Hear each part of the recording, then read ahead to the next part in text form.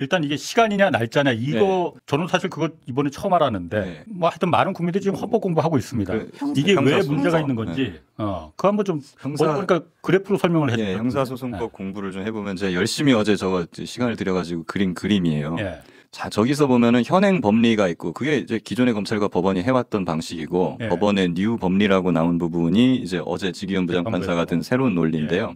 현행 법리에 따르면 적부심사 기간 그리고 구속실질심사 기간을 구속기간에서 빼주게 돼 있어요. 그러니까 그만큼 구속기간은 열흘인데 그만큼 연장을 시켜주는 거죠. 왜냐하면 법원이 서류를 들고 있는 기간 동안 수사를 못하니까 그 부분만큼은 연장을 시켜주겠다라는 거거든요. 저 신임검사 교육받을 때 요 시간 계산하는 거 엄청나게 풉니다. 문제 보면 엄청나게 했는데 자 봐요. 구속실질심사 기간은 날로 빼게 되어 있어요. 근데 이게 그냥 일자별로. 관행으로 그렇게 해왔던 게 아니라 법에 그렇게 되어 있어요. 왜 그러냐. 형사소송법 201조의 2입니다. 거기에 보면은 구속실질심사를 위해서 그러니까 법원이 서류를 들고 있는 기간은 법원의 서류에 접수된 날로부터 반환된 날까지의 기간은 빼준다. 날로다가 뺐다 이거죠. 법문이 날 이렇게 돼 있어요. 시간으로 써 있지 않고. 그래서 날짜로 저걸 빼왔던 거예요. 근데 적부심사 기간은 214조의 2입니다. 거기에는 뭐라고 돼 있냐면은 법원의 서류가 접수된 때로부터 반환된 때까지의 기간은 빼준다 이렇게 돼 있어요. 때는 그럼 날이에요, 시간이에요? 그래서 때는 시간으로 해석을 했던 거예요. 그러니까 날은 날로 돼 있고 실질심사는 날이라고 돼 있고 적부심사는 때라고 돼 있는데 국회의원들이 입법자가 이거를 서로 다른 말로 해놓은 건 이유가 있을 거라는 거거든요. 이유는 뭐예요? 그 이유는 뭐냐면 실질심사 기간 같은 경우에는 왜 날로 하느냐. 뭐 예를 들어 3시간만 접수됐다 3시간 만에 반환이 됐어요. 그럼 3시간만 수사 못 하나요? 그날 전체 일을 못 합니다. 통째로 그러니까 그런 의미에서 그래서 그건 하루로 쳐줘야 된다. 청구가 되고 나면 그래서 하루로 보통 쳐줬던 거예요. 근데 적부심사 같은 경우에는 자주 있는 일은 아니에요, 이게. 긴급하게 있는 일이고 그 이례적인 일이다 보니까 그리고 적부심사는 이론상 무제한 청구할 수 있어요. 신청을. 그러다 보니까 이거는 뭐 인권보호 측면이 강하다라고 해서 이제 시간으로 봐왔던 것이거든요. 어쨌건 법문 자체가 날과 때로 달라요. 그러면 이걸 다르게 취급하는 것이 맞죠. 근데 여기서 뭐 날이라고 돼 있는 것조차 시간으로 바꿔가지고 때로 치환을 해버린다? 이거는 법률 해석이 아니고 법률을 왜곡하는 겁니다.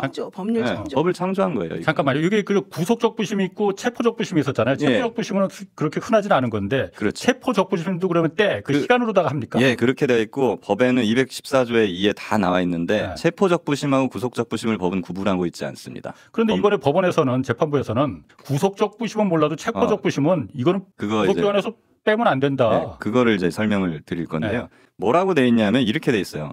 법원이 수사관계 서류와 증거물을 접수한 때로부터 결정을 검찰청에 반환한 때까지의 기간은 체포 기간에 산입하지 아니하고 구속 기간에 산입하지 아니한다. 이렇게 돼 있거든요. 법문은 이래요. 제가 조금 풀어서 말하는 건데 이렇게 읽으시면 어떻게 생각이 드세요?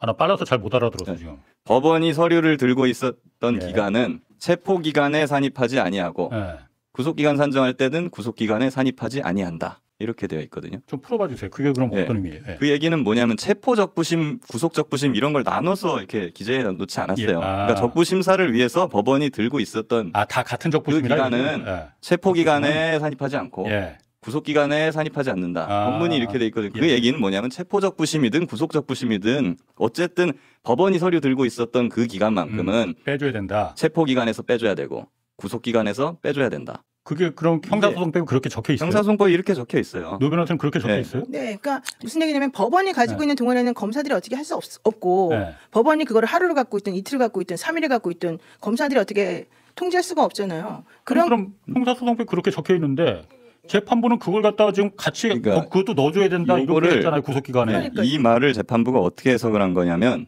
재판부 이렇게 비틀어서 해석을 합니다. 체포 적부심 때문에 법원이 갖고 있었던 기간은 체포기간에서만 빼주고 구속적부심을 위해서 법원이 서류를 갖고 있었던 기간은 구속기간에서만 빼준다. 그러니까 체포기간 48시간입니다. 구속기간은 10일이고요. 그 체포적부심을 위해서 갖고 있었던 기간은 그 체포기간이 48시간에서만 빼주고 구속기간인 10일에서는 안 빼준다는 거예요. 이렇게 그냥 법원 해석을 해버린 거예요. 이것도 사실 저는 법을 창조한 행위라고 보는 거죠. 아무리 이 문구를 읽어봐도 법원이 말한 그 설명처럼 제가 이해가 안 되거든요. 그럼 그것 때문에 그럼 그 체포적부심 시간이 10시간 32분이나 걸렸는데 이걸 갖다 그 검찰에서는 당연히 이거 빼줄 줄 알았는데 네. 아니다. 이거는 구속기간에 넣어야 된다. 그래서 지금 법원에서 재판부에서 말하는 거는 법원에 검찰에서 계산한 것보다 구속기간이 9시간 45분이 더 지나서 지금 기소를 한 거야. 그러니까 이거 기소 절차적으로 문제가 있어 그랬는데 만약에 저 체포적부 심사를 갖다가 10시간 32분을 원래 검찰이 생각한 대로 넣어줬으면은 그럼 기간 내에 기소한 거죠. 그러면 40분 정도를 더 일찍 기소한 거죠. 그러게. 야, 그러면은 그럼 이걸 갖다가 재판부가 왜 그렇게 이 중요한 사건에 대해서 그렇게 예외적으로 했을까? 전 쫄았다고 봅니다. 쫄았다. 누구한테? 판사들은 모범생들이거든요. 예. 그러니까 그 정진석 실장이나 이렇게 국민의힘 당에서 엄청나게 그들을 공격했거든요. 그동안에. 그 구구 보수라고 하는 사람들이 엄청나게 그들을 공격하고 욕하고 막 그랬거든요. 예. 그리고 서부지방법원의 판사와 그 법원의 사람들이 당하는 걸 봤거든요. 예. 그리고 문영배 재판관이 지금 린치당하는 걸 보고 있단 말이죠. 예. 그러니까 이런 여러 가지 것들을 본인이 당하기가 싫은 거겠죠. 예. 현실적으로는. 그러면 실질적으로 난 그럼에도 불구하고 원래 그동안에 해왔던 관행대로 할 것이다. 이렇게 그냥 하면 아무 문제가 없는데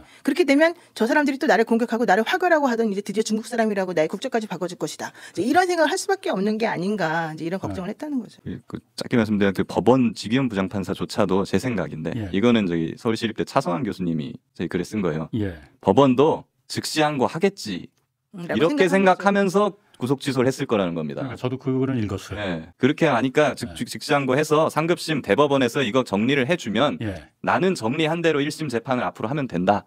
이렇게 생각했을 거란 말이에요. 근데 심우정이 이렇게 그냥 받아들이고 즉시 항고 안 할 것까지 예상은 못했을 거다. 그러니까 자기는 면피하고 자기는 이쪽 사람들한테 욕 안 먹고 대신에 실제 어차피 검찰이 여기서 즉시항고 안 한다는 건 있을 수 없는 일이니까 검찰은 즉시항고를 할 거고 그것도 오늘 결정 나는데 오늘 즉시항고 하진 않고 7일간의 시간을 좀 두면서 7일 플러스 나머지 고등법원에 올라가서 심사 기간까지는 사실은 즉시항고 해가지고 구속이 되게끔 만들어 놓을 것이고 그러면 그 사이에 탄핵 심판 결정은 나올 것이고 이제 이런 것들을 계산한 게 아니었나 이런 생각이 듭니다. 뭐 그렇게 해석하는 분들도 있더라고요. 어제부터 계속 그 얘기를 했습니다. 근데 검찰에서는 그걸 아니고 그냥 바로 즉시항고를 포기해버렸잖아요. 그게 이상하다는. 포기를 하겠다고 지금 뭐 하고 있는 거죠. 아직 결정 최종적으로는 대검에서는 그렇게 결정을 했고 내렸다고. 빨리 특수본이 그러니까 이거 빨리 따로라라고 지금 압박하고 있는 거잖아요.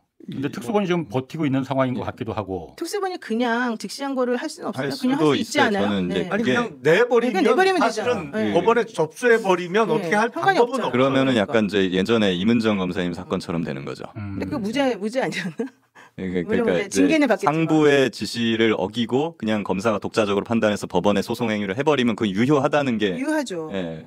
어제 그러니까 이게 그 어제 결정이 난 이후로 오늘 박범계 의원도 그 얘기를 하시더라고요. 그러니까 기자회견에서 어제 그러니까 심우정 검찰총장은 계속 이거 석방시켜야 된다라고 박세현 특수본부장은 박세현 본부장을 믿을 수 있을지 없을지는 제가 확신은 못하겠습니다. 그런데 어쨌든 박범계 의원 말로는 박세현 특수본부장이 계속 거부를 했다, 저항을 했다. 그러니까는 심우정 검찰총장이 그냥 저녁에 퇴근을 해버렸다. 그리고 오늘 이제 상황이 다시 돌아와서 대검에서 이제 만장일치로 자기네들 이제 이거 그 석방시키기로 항고 포기하기로 결정을 했다는 거거든요. 그렇다면은 검찰이 그러니까 내가 완전히 다 잘못했다. 이 중요한 사건을 이렇게 그냥 엉망으로 내가 대충 일처리해갖고 이 사달이 벌어졌다는 거잖아요.